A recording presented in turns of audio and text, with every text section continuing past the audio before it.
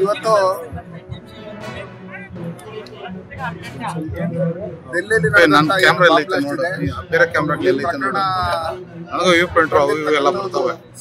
ಒಂಥರ ಸಂಕಟದಂತ ವಿಷಯ. ಯಾಕಂದ್ರೆ ಸುಮಾರು ಜನ ಅಮಾಯಕರನ್ನ ಬಲ್ ತೆಗೆದುಕೊಂಡಂತ ಈ ಉಗ್ರಗಾಮಿಗಳು ನಾವು ಮೊದಲಿಂದಾನೆ ಹೇಳ್ತಾ ಇದ್ದೀವಿ, ದೇಶದ ಹೊರಗಡೆ ಯಾವ ರೀತಿ ನಮ್ಮ ಭಾರತ ದೇಶದ ಶತ್ರುಗಳಿದಾರೋ ಈ ದೇಶದಲ್ಲೇ ಇದ್ದು ಈ ದೇಶದ ನೆಲ ಜಲ ಪ್ರತಿಯೊಂದನ್ನು ಅನುಭವಿಸಿ ಈ ದೇಶದ ವಿರುದ್ಧವಾಗಿ ಪಿತೂರಿ ನಡೆಸ್ತಾ ಇರ್ತಕ್ಕಂಥವ್ರಿಗೆ ಈ ಕಾಂಗ್ರೆಸ್ನವರು ಸಪೋರ್ಟ್ ಮಾಡ್ತಾ ಇರ್ತಕ್ಕಂಥದ್ದು ಎಲ್ಲರಿಗೂ ಗೊತ್ತಿರ್ತಕ್ಕಂಥ ವಿಷಯ. ಯಾಕಂದ್ರೆ ನಾವು ನೋಡಿದ್ರ ಹಿಂದೆ ಮಂಗಳೂರಲ್ಲಿ ಬಾಂಬ್ ಬ್ಲಾಸ್ಟ್ ಆದಂತ ಸಂದರ್ಭದಲ್ಲಿ ನಮ್ಮ ಬ್ರದರ್ ಅಂತ ಕರೆದಿರ್ತಕ್ಕಂಥದ್ದು, ವಿಧಾನಸೌಧದಲ್ಲಿ ಪಾಕಿಸ್ತಾನ ಬಗ್ಗೆ ಹೇಳಿದಂತ ಸಂದರ್ಭದಲ್ಲಿ ಅವರು ನಾನು ಕೇಳಿಸಿಲ್ಲ ಅನ್ನೋ ಲೆಕ್ಕಾಚಾರದಲ್ಲಿ ಹೇಳಿರ್ತಕ್ಕಂಥದ್ದು. ಏನು ಇತ್ತೀಚೆಗೆ ನಮ್ಮ ಜಮೀರ್ ಅಹಮದ್ ಅವರು ಪೊಲೀಸ್ ಇಲಾಖೆಯಲ್ಲೂ ಒಂದಷ್ಟು ಜನನ್ನ ಸೇರಿಸಬೇಕು ಅನ್ನೋ ಲೆಕ್ಕಾಚಾರದಲ್ಲಿ ಡಿಸೈಡ್ ಮಾಡಿದ್ದಾರೆ.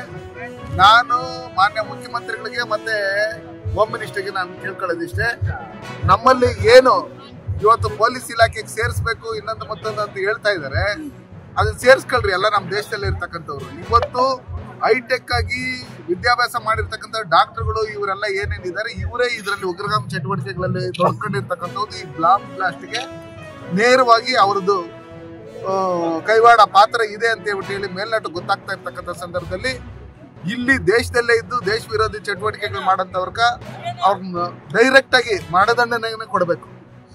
ಆ ಕೊಡೋದ್ರ ಮುಖಾಂತರ ಇಡೀ ದೇಶದಲ್ಲಿ ಯಾರೇ ದೇಶದ ವಿರುದ್ಧವಾಗಿ ಧ್ವನಿ ಎತ್ತಿದ್ರೂ ಅವರು ಮುಂದಿನ ದಿನಗಳಲ್ಲಿ ಏನು ಅನಾಹುತ ಆಗುತ್ತೆ, ಪಾಕಿಸ್ತಾನ ಮೇಲೆ ಯುದ್ಧ ಮಾಡಿದಂಥ ಸಂದರ್ಭದಲ್ಲಿ ಆ ಶತ್ರುಗಳಿಗೆ ನಮ್ಮ ದೇಶದವ್ರು ಯಾವ ರೀತಿ ಪಾಠ ಕಲಿಸ್ತಾರೆ, ಅದೇ ರೀತಿಯಲ್ಲಿ ಈ ದೇಶದಲ್ಲಿ ಇರ್ತಕ್ಕಂಥ ದೇಶ ವಿರೋಧಿ ಚಟುವಟಿಕೆಗಳು ನಡೆಸೋಂಥವ್ರಿಗೂ ಪಾಠ ಕಲಿಸಿದ್ರೆ ಮಾತ್ರನೇ ಅವರು ಬುದ್ಧಿ ಬರೋದು.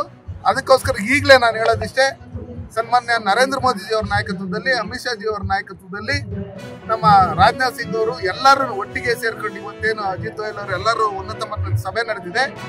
ಫಸ್ಟ್ ಈ ದೇಶದಲ್ಲಿ ಯಾರ್ಯಾರು ಈ ರೀತಿ ಆತಂಕಕಾರಿ ಬೆಳವಣಿಗೆಗಳಲ್ಲಿ ಪಾಲ್ಗೊಂಡಿದ್ದಾರೆ ಇವ್ರನ್ನ ಫಸ್ಟ್ ಮಟ್ಟ ಹಾಕಂತ ಕೆಲಸಗಳನ್ನು ಮಾಡ್ತೀರಿ ಅಂತ ಹೇಳ್ತಾ ಇದ್ದಾರೆ.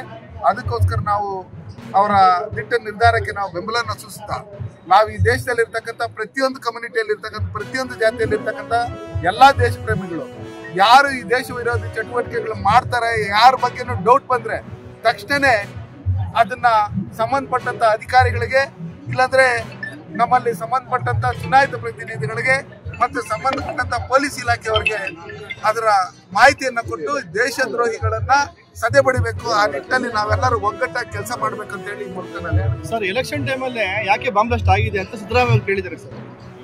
ಅದು ಸಿದ್ದರಾಮಯ್ಯನವ್ರನ್ನೇ ಕೇಳಬೇಕು. ಸಿದ್ದರಾಮಯ್ಯನವ್ರಿಗೆ ಅದ್ರ ಬಗ್ಗೆ ಗೊತ್ತು. ಅದಕ್ಕೋಸ್ಕರ ಅವ್ರು ಏನ್ ಕೇಳಿದಾರೆ ಅದ್ರ ಆನ್ಸರ್ ಅವ್ರ ಹತ್ರನೇ ಇದೆ. ಯಾಕಂದ್ರೆ ಅವರೇ ಎಲ್ಲ ಅವ್ರಿಗೆಲ್ಲ ಸಪೋರ್ಟ್ ಮಾಡ್ತಾ ಇರ್ತಕ್ಕಂಥದ್ದು. ಅದಕ್ಕೋಸ್ಕರ ಸಿದ್ದರಾಮಯ್ಯನ ಹತ್ರನೇ ಆನ್ಸರ್ ಸಿಗುತ್ತೆ. ಏರ್ಪೋರ್ಟ್ ಅಲ್ಲಿ ಈಗ ನಾವು ಏರ್ಪೋರ್ಟ್ ಅಲ್ಲಿ ನಮಾಜ್ ಮಾಡಿದ್ರೆ ನಮ್ಮಲ್ಲಿ ಈ ದೇಶದ ಬಹುಸಂಖ್ಯಾತರಿಗೆ 3 ಕೋಟಿ ದೇವರುಗಳಿದ್ದಾರೆ. ನಾವು ಅಲಗಿಗಳು ಹೊಡಿತೀರಿ ಅಲ್ಲಿರೆಲ್ಲ ಹೋಗಿ ಏನ್ ಹೇಳ್ರಿ, ನಾವು ಅಲ್ಲಿ ಗಣೇಶ ದೇವಸ್ಥಾನ ಕಟ್ಕೊಡ್ರಿ, ವೆಂಕಟರಮಣ ಸ್ವಾಮಿ ದೇವಸ್ಥಾನ ಕಟ್ಕೊಡ್ರಿ, ಆ ದೇವಸ್ಥಾನ ಕಟ್ಕೊಡ್ರಿ, ಈ ದೇವಸ್ಥಾನ ಕಟ್ಕೊಡ್ರಿ ಅಂತ ಹೇಳ್ತೀರಿ. ಅವ್ರಿಗೆ ನಮಾಜ್ ಮಾಡಕ್ ಬಿಟ್ಟಾಗ ನಾವು ಪ್ರೇಯರ್ ಮಾಡಕ ಅಲಗಿಗಳು ಹೊಡೆಯಕ್ಕೆಲ್ಲ ಪರ್ಮಿಷನ್ ಕೊಡ್ಬೇಕಲ್ಲ ಏರ್ಪೋರ್ಟ್ ಅಲ್ಲಿ. ಅದಕ್ಕೋಸ್ಕರ ಮುಂದಿನ ದಿನಗಳಲ್ಲಿ ನಾವು ಆ ತರ ಕೆಲಸ ಮಾಡ್ತೀರಿ. ಈ ದೇಶದಲ್ಲಿ ಇರ್ತಕ್ಕಂಥವ್ರಿಗೆಲ್ಲ ಸಂವಿಧಾನದ ಅಡಿಯಲ್ಲಿ ಒಂದೇ ಹಕ್ಕು ಇದೆ. ಅದಕ್ಕೋಸ್ಕರ ಅವ್ರ ಮಸೀದಿಯಲ್ಲಿ ಎಲ್ಲಿ ಈದ್ಗಲ್ಲಿ ನಮಾಜ್ ಮಾಡ್ಕೊಬೇಕಾದ್ರೆ ಮಾಡ್ಕೊಂಡು ನಮ್ದೇನು ಅಭ್ಯಂತರ ಇಲ್ಲ. ನಮ್ಮ ಅಣ್ಣ ತಮ್ಮಂದ್ರೆ ಅವರು ದೇಶದ ಪರವಾಗಿರ್ತಕ್ಕಂಥ ಅದು ಬಿಟ್ಟು ಎಲ್ಲಂದ್ರೆ ಅಲ್ಲಿ ಸಾರ್ವಜನಿಕ ಸ್ಥಳಗಳಲ್ಲಿ ಏನು ಇವರು ನಮಾಜ್ ಮಾಡೋದು ಇನ್ನೊಂದು ಮತ್ತೊಂದು ಮಾಡ್ತಾರೆ. ಇದು ನಿಜಕ್ಕೂ ಇದು ಸರಿ ಇಲ್ಲ, ಅದನ್ನ ತಿದ್ಕೊಬೇಕು ಅಂತ ಹೇಳಿ ಈ ಮೂಲಕ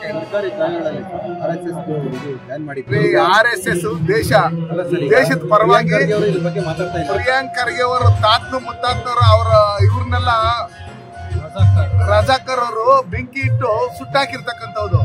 ಅದ್ ಹಿನ್ನೆಲೆ ಮರ್ತೋಗ್ರಿ ಅವರು ಇವತ್ತು ಪ್ರಿಯಾಂಕ್ ಖರ್ಗೆ ರಾಹುಲ್ ಅಂತ ಹೇಳಿ ಅವ್ರ ಮನೇಲಿ ಹೆಸರು ಇಟ್ಕೊಂಡು ಸೋನಿಯಾ ಗಾಂಧಿ ಅವ್ರನ್ನ ರಾಜೀವ್ ಗಾಂಧಿ ಅವ್ರನ್ನ ಮೆಚ್ಚೋದಕ್ಕೋಸ್ಕರ ಆ ಪ್ರಿಯಾಂಕ್ ಅನ್ನೋದು ಅವ್ರ ಮಗಳ ಹೆಸರು ಇಲ್ಲಿ ಗಂಡ್ ಮಕ್ಳಿಗೆ ಕಿಕ್ಬಿಟ್ಟವ್ರೆ.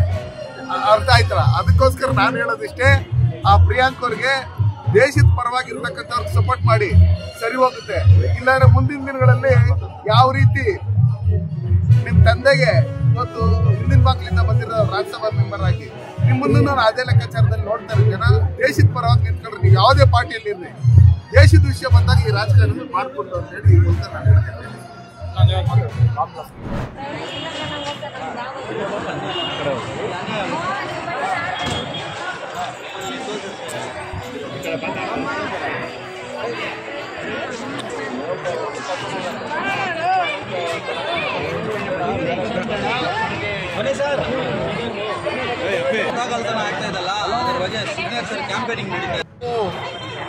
ಏನು ಮತಗಳ್ಳತನದ ಬಗ್ಗೆ ಸಹಿ ಸಂಗ್ರಹದ ಅಭಿಯಾನವನ್ನು ನಾವು ಮಾಡ್ತಾ ಇದ್ದೇವೆ. ಕಳೆದ 15 ದಿನಗಳಿಂದ ಬಂಗಾರಪೇಟೆ ವಿಧಾನಸಭಾ ಕ್ಷೇತ್ರದಲ್ಲಿ ನಮ್ಮೆಲ್ಲರ ನೆಚ್ಚಿನ ನಾಯಕರು ಆಗಿರ್ತಕ್ಕಂಥ SN ನಾಣಸಮ್ಮಣ್ಣನವರ ನೇತೃತ್ವದಲ್ಲಿ ಮತಗಳ್ಳತನದ ಸಹಿ ಸಂಗ್ರಹಣಾ ಕಾರ್ಯಕ್ರಮವನ್ನು ಇಡೀ ತಾಲೂಕಿನಾದ್ಯಂತ ಹಮ್ಮಿಕೊಂಡಿದ್ದು ಈಗಾಗಲೇ ಸರಿಸುಮಾರು 1,20,000 ಸಹಿ ಸಂಗ್ರಹವನ್ನು ನಮ್ಮ ನಾಯಕರು ಆಗಿರ್ತಕ್ಕಂಥ SN ನಾಣಸಮ್ಮಣ್ಣನವರ ಒಂದು ಸೂಚನೆ ಮೇರೆಗೆ ಮಾಡಿಸಿದ್ದೇವೆ.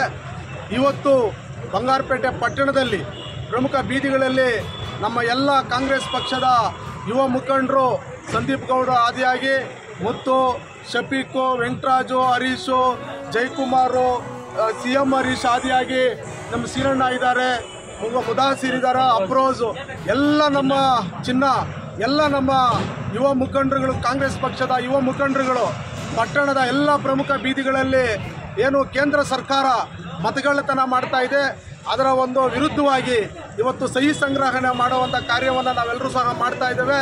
ಕರ್ನಾಟಕದ ಏನು ಮಹದೇವಪುರ ಆಗಿರ್ಬೋದು,